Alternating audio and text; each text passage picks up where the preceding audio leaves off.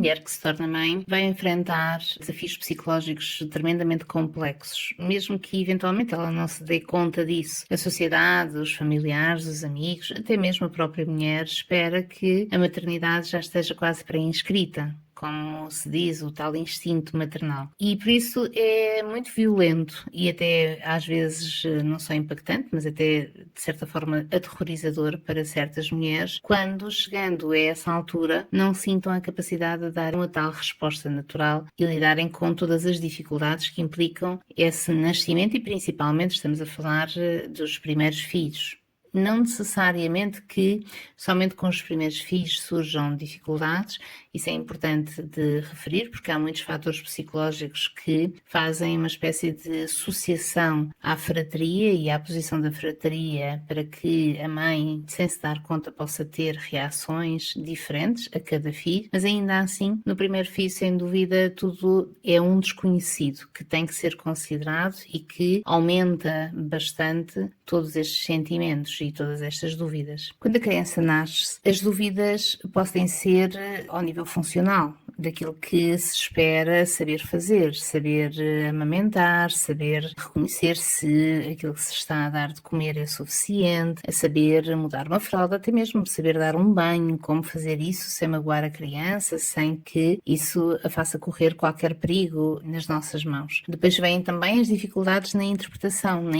por exemplo, do choro do bebê. É quase como se o bebê ao chorar parecesse chorar sempre de forma igual e as mães quase não conseguem explicar porque instintivamente começam a perceber à espera. Então, com este choro e com esta expressão, com esta reação, nós temos aqui um pedido de aconchego, ou temos aqui uma manifestação de fome, ou uma manifestação de que a fralda está suja e que precisa de ser trocada e por isso traz todo esse desconforto. Então, o que nós temos aqui e normalmente consideramos são as coisas mais funcionais, daquilo que seja cuidar na prática de um bebê e do medo da fragilidade do bebê ou do desconhecimento de como isso se faça. Em certas sociedades ainda temos muito demarcada esta presença depois da linhagem das mulheres da família que, quando há um nascimento, se aproximam desta jovem mulher e a ajudam, portanto, a aprender, a acostumar-se e a quase desmistificar uma série de coisas, mostrando a aprendizagens que elas, entretanto, já teriam. Estou a falar das mães, das avós, das tias e de outras pessoas que fossem significativas e que viessem trazer essa ajuda e essa sensação de amparo. Na sociedade atual, infelizmente,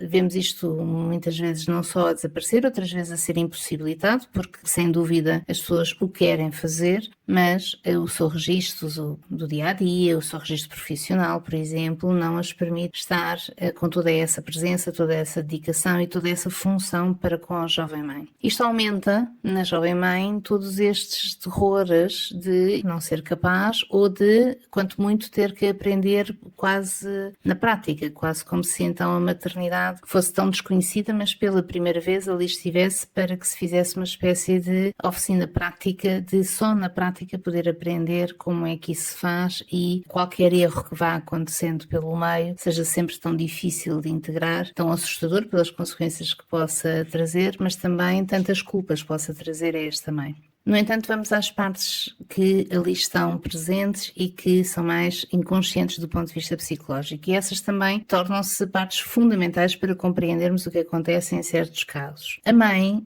ao ser mãe, ela, sem se dar conta, faz aqui uma espécie de regressão àquilo que tenha sido o seu próprio nascimento, àquilo que ela tenha sentido e às características de todo esse ambiente que a acolheu quando ela nasceu. Este inconsciente tem como objetivo ir resgatar essa experiência já vivida para que, no fundo, ela ali pudesse saber como a reproduzir e como a entregar agora ao seu novo bebê na posição de mãe que agora tivesse. O que acontece é que nem sempre, quando se faz esta regressão, as coisas que se encontram são plenas, são satisfatórias, são de uma nutrição que tivesse sido suficiente para as necessidades desta mãe, quando ela própria tenha sido bebê. E aqui desenvolvem-se alguns quadros da depressão pós-parto, porque é quase como se a mulher estivesse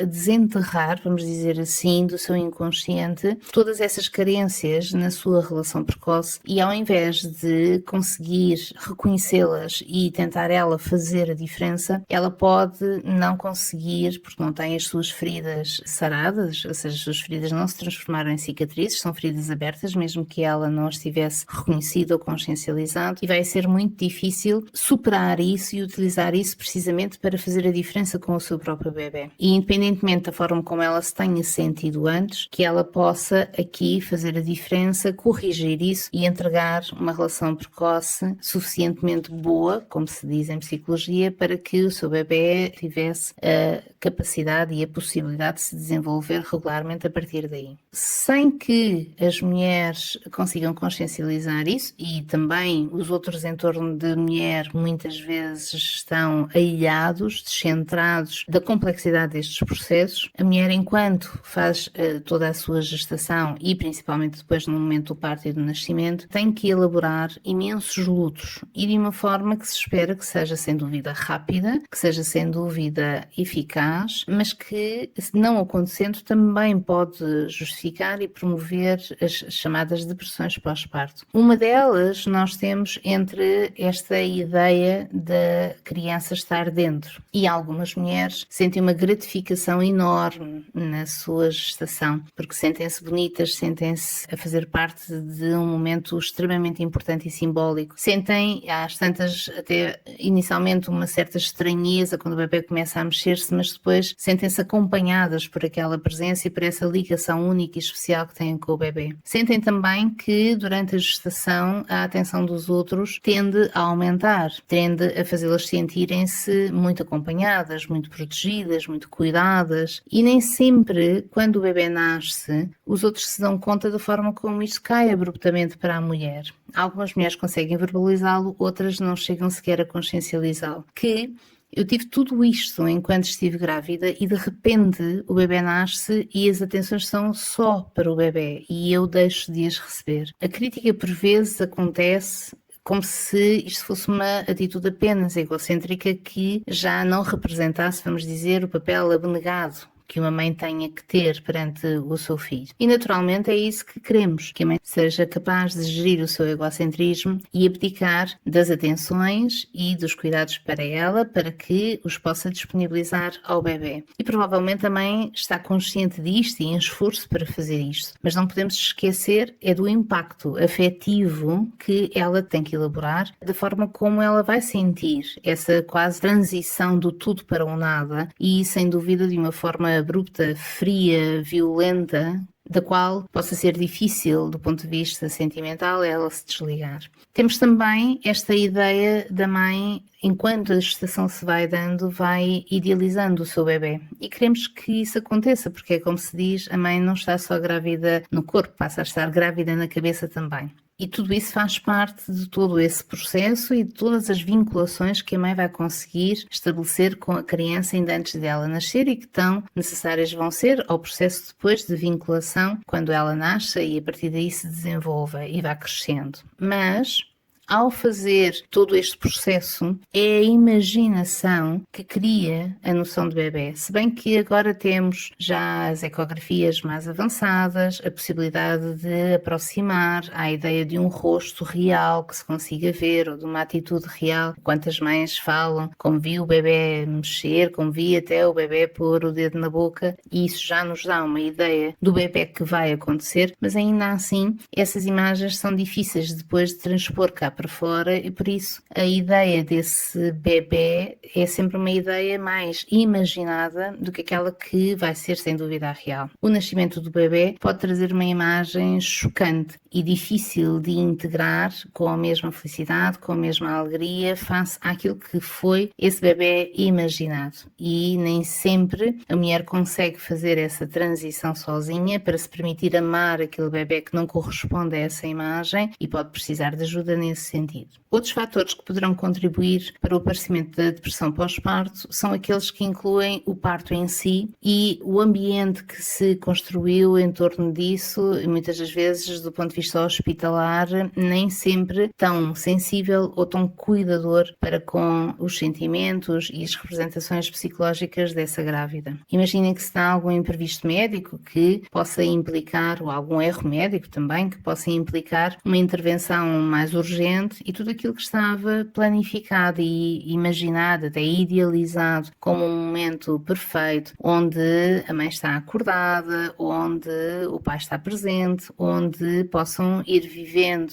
tudo aquilo ao seu ritmo, ao seu tempo e de uma forma feliz e até tempo para registar, imaginem tudo isso para a posteridade, para as suas memórias, de repente é interrompido por retirar o pai, por a mãe ter necessidade de ser operada com anestesia geral e nem ela acompanha o nascimento do filho, nem os outros o podem fazer. Tudo isto é quase como se não só trouxesse muito medo daquilo que pode ficar, se o bebê está bem, se o bebê sofre lesões, se a mãe sobrevive, se as coisas de um ponto de vista da saúde, vamos dizer assim, continuarão bem, como depois traz também um sentido muito grande daquilo que pertence às fases do luto, que depois do primeiro choque vem uma raiva enorme pelo sentido de injustiça daquilo ter acontecido e de ter dessa forma marcado, já de uma forma irreversível, aquilo que era essa história tão bonita que estaria a começar. Outra situação será a de que quando o bebê nasce, a mãe tenha que estar habilitada e capaz de fazer uma reconexão ao bebê, do bebê que está fora,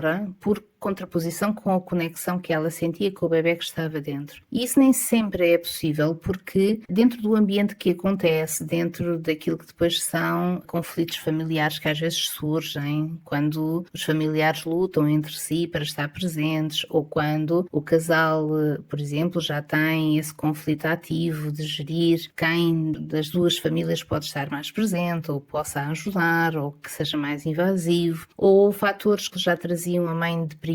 até então e que então possam ali reativar-se e possam fazer com que até então esta mãe estava bem durante a gestação, mas dando-se o nascimento ela não consiga manter o nível de conexão com a criança. Isto não significa necessariamente que ela tenha que abandonar totalmente a criança, embora em alguns casos isso aconteça, ela fique indiferente ou peça para retirar o bebê porque ela não consegue a reconexão e essa disponibilidade, mas às vezes a mãe mantém a relação com o bebê, mantém a funcionalidade do bebê, mas é como se ela estivesse lá em corpo, mas em mente não. E os bebés vivem precisamente, pelo menos nos primeiros anos de vida, dessa conexão mental que seria sempre fundamental para que se dessem todos os processos que depois permitiriam um bom desenvolvimento psicológico da criança. Deste modo, importa ajudar estas mães, importa compreender e conseguir identificar qual destes processos aconteceu com ela, de que forma eles possam ser corrigidos, sarados, elaborados, arrumados, ultrapassados e não fazer apenas a crítica que mais deixa a mãe sozinha, devastada, destruída e de certa forma abandonada às suas dificuldades, como se ela fosse uma má mãe